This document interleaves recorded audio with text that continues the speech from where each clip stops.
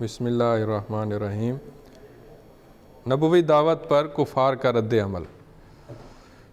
تو اعلانیہ دعوت میں جیسے جیسے مسلمانوں کی قوت بڑھتی گئی ویسے ویسے کافروں نے بھی ظلم اور تشدد اور محاذ آرائی کا آغاز کر دیا اور مشکلات پیدا ہونی شروع ہو گئیں۔ بعض اوقات تمسخر اور استہزاء سے کام لیتے، آپ کو مختلف القاب دیے گئے کہ آپ جادوگر ہیں، نعوذ باللہ، شاعر ہیں، مجنون ہیں، کاہن ہیں، جھوٹے ہیں، یہ سب القابات آپ کو دیے گئے۔ کمزور صحابہ کو دیکھ کر ان کا مذاق اڑایا جاتا، بات سننے سے لوگ روکتے تھے، تبلیغ کے وقت شور مچاتے تھے۔ نضر بن حارث جو ہے وہ شام سے قصے کہانیاں لے آیا سکندر اور دارا کے، اور اسلام سے روکنے کے لیے لونڈیوں کو استعمال کیا گیا، لونڈیوں کے گیت اور ان کے گانے اور ان کی باتیں، مرغوبات کی پیشکش کی گئی کہ ہم آپ کو مال دیتے ہیں، آپ امیر ہو جائیں گے، آپ یہ دعوت چھوڑ دیں، ہم آپ کو سردار بناتے ہیں۔ تو سرداری سے بڑھ کر کیا ہو سکتا ہے، آپ اپنی دعوت چھوڑ دیں، ہم آپ کو بادشاہ بنا لیتے ہیں، اگر آپ نے شادی کرنی ہے تو کوئی اچھی سی لڑکی ڈھونڈ کے شادی کر دیتے ہیں، اگر آپ کو جن اور بھوت کا سایہ ہے تو ہم اس کا علاج کرا دیتے ہیں۔ نبی صلی اللہ علیہ وسلم نے ان سب باتوں کے مقابلے میں قرآن کی آیتیں پیش کیں کہ میں کوئی ایسی بات نہیں ہے جو آپ سمجھ رہے ہو، میں اللہ کا سچا نبی ہوں اور آپ مجھ پر ایمان لے آؤ، تو میں تمہیں تمہارے فائدے کے لیے ڈراتا ہوں کہ اللہ کا عذاب تم پر نازل نہ ہو جائے۔ انہوں نے سودے بازیاں بھی کیں، مثلا یہ کہ ایک سال آپ ہمارے معبودوں کی پوجا کریں اور ایک سال ہم آپ کے کہنے پر اکیلے اللہ کی عبادت کریں گے توحید کے ساتھ۔ آپ نے اسے قبول نہیں کیا کہ نہیں، ایسا نہیں ہو سکتا کہ ہم تمہارے معبودوں کی پوجا کریں ایک سال، ایسا نہیں ہو سکتا۔ سورۃ کافرون نازل ہوئی کہ تمہارا دین تمہارے ساتھ ہے، ہمارا دین ہمارے ساتھ ہے۔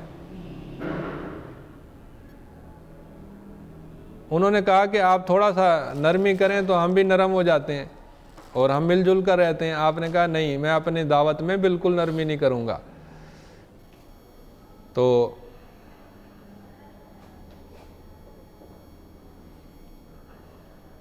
انہوں نے ایک شرط یہ بھی پیش کی کہ ہم آپ کی بات تب سنیں گے کہ جب آپ کی مجلس میں کمزور، مسکین اور غلام لوگ نہ ہوں۔ ہم شریف لوگ ہیں، اعلیٰ لوگ ہیں، ہم غریبوں کے ساتھ نہیں بیٹھ سکتے۔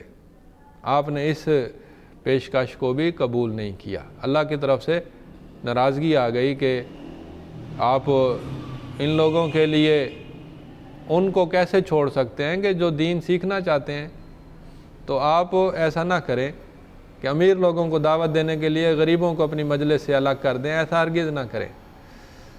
انہوں نے اشکالات بھی پیش کیے، مختلف سوالات جوابات بھی کیے تاکہ اس نبی صلی اللہ علیہ وسلم کو پریشانی میں ڈال سکیں۔ تو وہ یہودیوں سے پوچھتے کہ ہمیں بتاؤ کوئی ایسا مشکل سوال کہ یہ حل نہ کر سکیں۔ تو انہوں نے یہودیوں نے بتایا مشرکین کو کہ ان سے یہ پوچھو۔ حدیثوں میں بھی آتا ہے کہ آپ سے خصوصی سوال ہوئے کہ مثلا جنتیوں کا پہلا کھانا کیا ہوگا، اس قسم کے سوال۔ اور قرآن میں بھی آتا ہے کہ پوچھا گیا کہ ذوالقرنین کون ہے، اصحاب کہف کون ہیں۔ نبی صلی اللہ علیہ وسلم نے پھر اللہ کے دیے ہوئے علم کے ساتھ آپ نے اشکالات کے جوابات دیے۔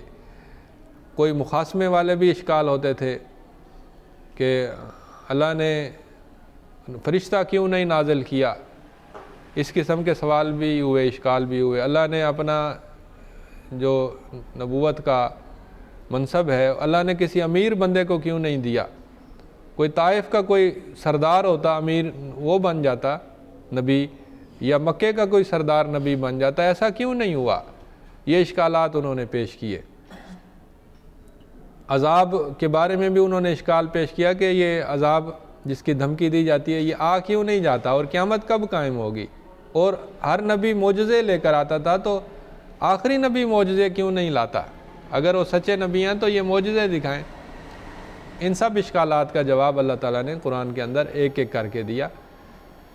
اس کے بعد توحید پر بحثیں ہوئیں، بڑی طویل بحثیں قرآن کے اندر موجود ہیں، مکی صورتوں کے اندر۔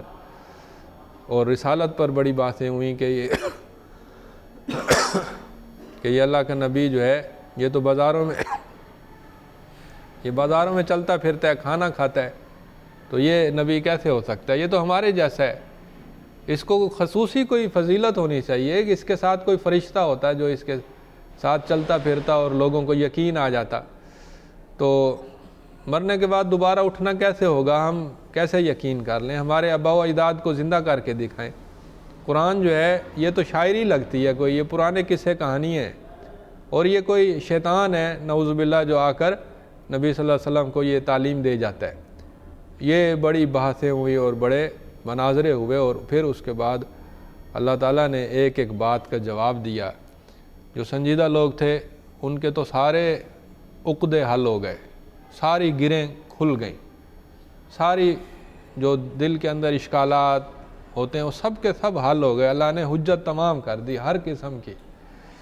تو نیک لوگ سب کے سب ٹوٹ ٹوٹ کر مسلمانوں کے ساتھ شریک ہو گئے، پیچھے وہی رہ گئے جو کہ ہٹ درم تھے، ضدی تھے، ظالم تھے، سفاک تھے، بے شرم تھے، وہ پیچھے رہ گئے۔ اور پھر نبی صلی اللہ علیہ وسلم نے دیکھا کہ اب مزید ان کے اندر سے کچھ نکلنے والا نہیں ہے، تو پھر آپ نے باہر کی کوشش شروع کر دی کہ میں کسی دوسری بستی میں جاؤں، وہاں جا کر تبلیغ کروں، یا پھر باہر سے کچھ لوگ آئیں تو وہ مجھے اپنے ساتھ لے جائیں۔ پھر آپ نے یہ سلسلے کی کوشش شروع کر دی۔